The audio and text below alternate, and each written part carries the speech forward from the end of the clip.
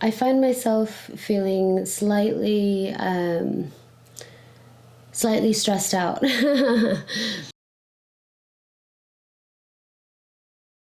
And so the way that I decided to change that was to take a couple of classes online and maybe start from the beginning and kind of like relearn certain basics and everything.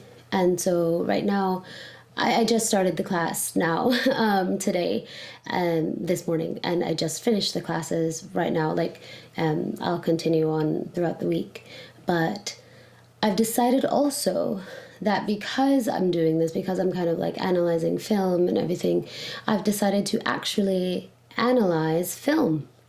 I want to, my goal right now is to film, excuse me, my goal right now um, is to watch a classic after every class, and each class I've today I was, I suppose, in class for maybe 2-3 hours, and then I stopped.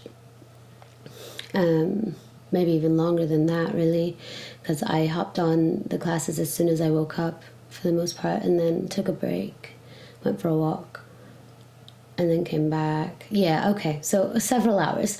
Today was a bit much because I really was just so excited. So I imagine that this point going forward, maybe about an hour or two, and then I'll watch a classic because I've been meaning to watch the classics. The classics are the best way to learn from the masters, the ones who set up film for what it is today. So I've always known that. It's just the time, there was never really a good time.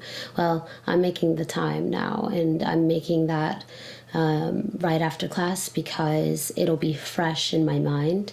And it's same thing as if I were to be in school, like in like physical class, you know what I mean? I'm doing the same thing. I've got my assignments and everything like that, and yeah, so this morning I watched a film called Sex Madness, and it has multiple different titles because at the time it was a very taboo film.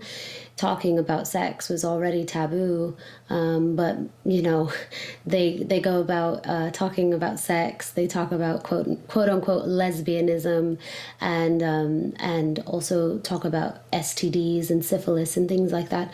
I mean, syphilis is an STD, but specifically syphilis and gonorrhea and things like that, and kind of burlesque and all of those sexual, I suppose, fantasies of the time. And they go on and have this entire film about it. It's 58 minutes, I believe, or 59 minutes of this, which I'm it isn't the best. I don't really like it that much, but I can appreciate the fact that they were so brave to talk about something, or to show something so out of the norm of the time and kind of really against the grain. And they changed the name so many times because they wanted to reach different audiences without the repercussions of the critics. The critics were trying to essentially get the film banned. They didn't want the film being shown throughout America or anywhere. They wanted it out because it was not to their standards, obviously. So they changed the name, and they would show it in different theaters and things like that. And I find that very funny because I'm like, because I'm thinking like how much work they put into getting this film shown, and so now you can actually find it on archive.org, which is essentially like you can watch a lot of classic films for free on there. So there are a bunch. Most of them are black and white, but that's the point, right? It's like learning. So that's what I've been doing, and I'm wanting to get back into learning the way that I did when I was in college, because I took film appreciation, as most I feel like as most college collegiates have, because it's kind of like one of those classes you have to take, like art appreciation, music appreciation, film appreciation, and things like that. And this actually, this has kind of like made me realize what I really loved about school. And it was honestly taking these classes. I loved to analyze these films, and I used to have a blog on WordPress that was just film analysis and critiques and things like that. And essentially it wasn't about the critique itself, it was about me learning the fundamentals of the film and why the director or the writer or the editor made the moves that they did, why it mattered to them, and why it affected us and everything like that. Or if they tried to affect us and it didn't happen, why was that? Why didn't it really meet the mark? Things like that. I've analyzed a lot of films, especially the classics and everything, but there's only so much you can take in one class. So I kind of fell out of that really quickly, and I was posting every single day consecutively and everything like that. It was kind of a challenge, but it was a lot of fun because most of the time I'd have my iPad, and I used to have I still do. I still have this iPad, but I have the iPad mini, and then I have a little keyboard for it. So whenever I was in class, I would just pull out my iPad mini and jot down my notes, so then I can then afterward write the blog and everything. And it really helped, and it really opened my eyes to film and the beauty of it. So that's the idea with this. Is I want to kind of go into a different medium a little bit, and not really create that much, but more so analyze what's already been made, and then I can kind of go forward and create then. That being said, I kind of feel like I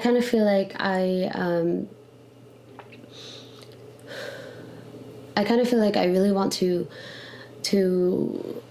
shift my gears a little bit in my head and see how I can do something different for myself, and something that is constantly like in my mind is, how would these old films, these films from the 1930s and 40s and all these black and white films and silent films, how would they look now?